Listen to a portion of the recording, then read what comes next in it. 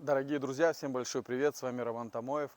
Это видео я записываю из Подмосковья, Снегири, позади, за моей спиной. Здесь у нас постоянно проходят партийные большие мероприятия. Сегодня у нас прошло семинар-совещание руководителей региональных комитетов КПРФ, а завтра мы в ожидании большого партийного пленума.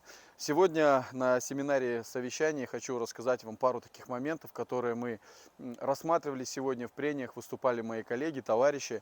Мы знаем, что буквально через несколько месяцев состоятся глобальные для нашей страны выборы президента Российской Федерации. Многие из вас, наверное, знают, что и различные политические деятели и лидеры общественного мнения высказывали свои какие-то версии того, что, может быть, вообще надо в России в период проведения СВО вообще выборы отменить, чтобы сконцентрироваться вот на этой главной задаче и так далее. Но в итоге решение было принято такое, что выборы в нашей стране состоятся. Сегодня на семинаре совещания мы рассмотрели более десятка вопросов. Конечно же, для меня, как для руководителя регионального отделения партии, как для общественника, очень важным был бы вопрос изменения в выборном законодательстве. Об этом мы тоже говорили, на что следует обратить внимание. Мы знаем, что сейчас маховик изменения выборного законодательства закручивается, значит, используются всевозможные инструменты для того, чтобы демократические такие нормы выборные все менее и менее были и присутствовали вообще в самой системе политической, да, закручиваются гайки, усложняется ход выборного процесса, особенно для оппозиции, для парламентской оппозиции, вообще для людей, кто хочет принять участие в выборах.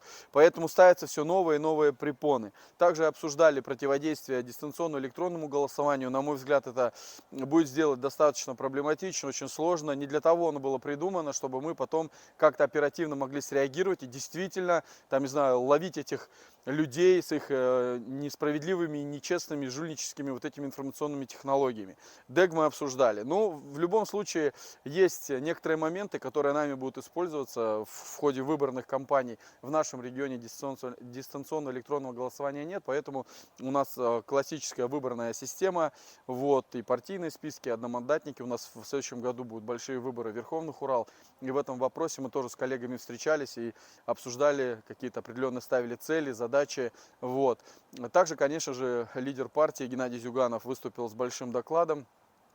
Из него можно было подчеркнуть самое главное, что несмотря на все сложности, которые в политической сегодняшней системе есть, партия должна в любом случае, собрав всю волю в кулак, идти для того, чтобы отстаивать интересы большинства населения. Значит, были представлены всевозможные диаграммы, всевозможная статистическая информация. Также Кашиным, нашим депутатом Государственной Думы, были рассмотрены вопросы продовольственной безопасности. Да, это 5 определенных таких успешных пункта, которые способны вывести нашу страну не только на лидирующие позиции на рынке продовольствия, но в то же время самая главная задача обеспечить свою продовольственную безопасность. Да, там приводили цифры и статистика по сравнению, допустим, с 90-м годом и нынешнее время, да, и по ряду каких-то сельхозпроизводств мы уже действительно в каких-то моментах даже опередили показатели Советского Союза 90-х годов, но по ряду моментов есть все-таки это большое отставание.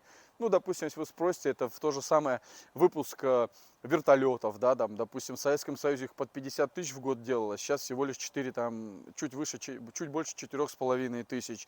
Если выпускать там по сельхозтехнике, по комбайнам, то же самое. В Советском Союзе в десятки раз делалось больше. Сейчас тоже надо быть честным и сказать, что сейчас тоже выпуск этого всего есть, но по темпам производства и по поставках их непосредственно сельхозрынок, именно вот в эту экономическую сферу, он, конечно, еще недостаточен. Но по другим позициям, там, по пшенице, действительно, современная Россия по показателям опередила Советский Союз образца 90-го года, и мы бьем рекорды по сбору урожая. По ячменю все-таки Советский Союз пока впереди. Современная Россия пытается эти показатели догнать и обеспечить определенную, так сказать, норму вот в этой отрасли, по этой вот культуре. Также мы рассматривали вопросы по поводу противодействия всевозможным организациям, можно так сказать, или людям с не совсем здоровой психикой, если можно так сказать, кто делает нападки антисоветчикам и русофобам. Да, вот мы все время говорим, вот смотрите, что они творят там в Восточной Европе, что та же Прибалтика творит, та же самая Украина со сносом памятники советского наследия и так далее. Были приведены примеры, когда в нашей стране, в современной Российской Федерации, те же самые тенденции имеют место в некоторых регионах, когда переименовываются улицы, сносятся памятники нашей истории, которые дороги многим поколениям наших отцов и дедов.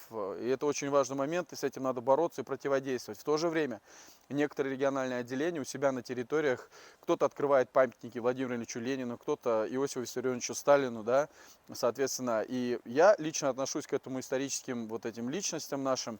Вообще, в принципе, к истории надо относиться уважительно. В любой исторический момент есть светлые и темные пятна, но если мы проведем анализ экономический, социальный, какие-то прорывные моменты, то действительно, если люди создавали, творили и вели вперед за собой миллионы людей, то, думаю, здесь абсолютно разумным будет все-таки их память отметить, увековечивать именно в памятниках. Это нормально, абсолютно. Наша партия этим постоянно занимается. Также говорили о том, что мы уже больше 100 гуманитарных конвоев отправили на Донбасс, помощь жителям, и продукты, и средства первой необходимости, там все, что необходимо. Также поддержка военнослужащих, об этом тоже было сегодня сказано. Безусловно, мы также обсудили организационно-партийные моменты, выборную кампанию, обсудили, значит, выборы и главы Хакасии, где, кстати, наше Тувинское региональное отделение принимало достаточно активное участие, и мы помогали как могли. То есть цифры, факты, статистика, каким образом партия власти, так называемая «Единая Россия», противостояла нам в Хакасии. Какие-то определенные особенности я на камеру говорить не буду, но нам для внутренней информации это действительно полезные были данные. Говорили об Орловской области, там тоже у нас губернатор, да, красный. Говорили о выборной кампании в целом по стране. И чтобы не бравурствовать и не вводить кого-то в заблуждение, да, мы умеем работать над ошибками, и там, где мы видим какие-то не совсем приятные, может быть, для нас цифры, мы делаем определенный анализ, и чтобы исправить это в будущем, приложим гораздо больше усилий для того, чтобы это восполнить. Допустим, в 2018 году за нас практически проголосовало по территориям практически 2 миллиона человек, по региональным выборам я говорю, да, и получается сейчас ситуация такая, что после этого выборного года мы потеряли практически 40% людей, да, электоральную вот эту вот свою базу. И назывались в том числе в этих графиках Обухов, депутат Государственной Думы, нас очень сильный социолог, показывал цифры, факты, статистику, по каким причинам, показывал предпочтения электоральные. Говорили много предстоящих президентских выборах, о Путине, там выступал и Геннадий Андреевич Зюганов, Юрий Вячеславович Афонин. Мы это все достаточно очень активно обсуждали. Доклад именно идеологический Дмитрия Георгиевича Новикова тоже здесь был по пунктам, можно было разобрать. Там были экскурсы в историю, роль личности в истории. Там, ну, короче, было достаточно полезно. Потом же на определенные группы, как это обычно бывает, после семинара совещания. В прениях участвовали секретари региональных отделений, каждый делился своим опытом работы, кто-то успехами, кто-то высказывал определенную проблематику. Я вообще считаю, что любой пленум, любое такое большое партийное собрание, куда съезжаются люди со всей нашей страны, оно требует не только каких-то сухих цифр, статистики и фактов, но в то же время мы должны делиться действительно своей проблематикой, что нас заботит, о чем у нас болит голова, да, какие у нас победы, какие у нас не победы, может, какие-то у нас есть проблемы, об этом надо тоже говорить.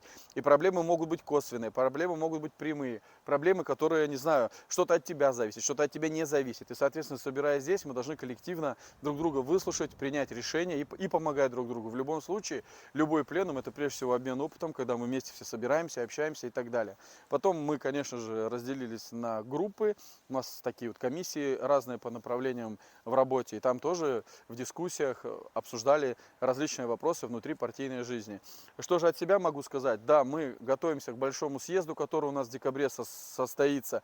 Пока не могу вам ответить четко и 100% на вопрос, кого выдвинет КПРФ на выборы президента страны. Ниже в комментариях вы можете, конечно, свои кандидатуры предложить.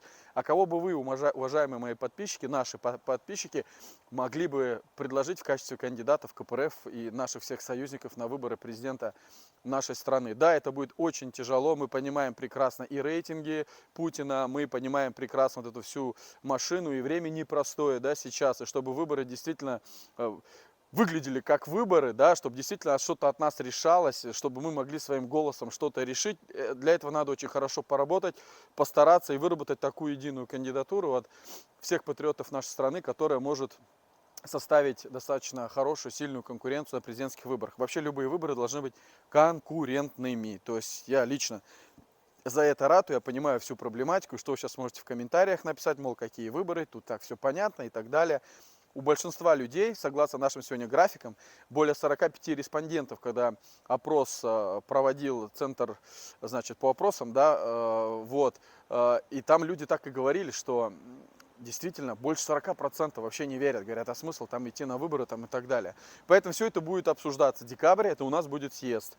В конце этого месяца у нас будет молодежный съезд, кстати, где тоже наше Тувинское республиканское отделение, тоже у нас Денис Павлович Денисов делегатом. Ну и дальше идет стандартно все наши мероприятия, это в том числе 7 ноября, день Октябрьской революции и так далее. Все по плану, у каждого регионального отделения все это есть. Присутствовали, конечно же, новые партийное отделение из, значит, Луганской Народной Республики, ДНР, Херсона и Запорожья. Тоже они здесь, ребята, были. Поэтому в этом плане работа продолжается. Есть над чем задуматься, есть о чем подумать, уважаемые друзья. Потому что суровое время, время такое очень... Видите, да, что в мире происходит. Конфликты возле наших границ абсолютно...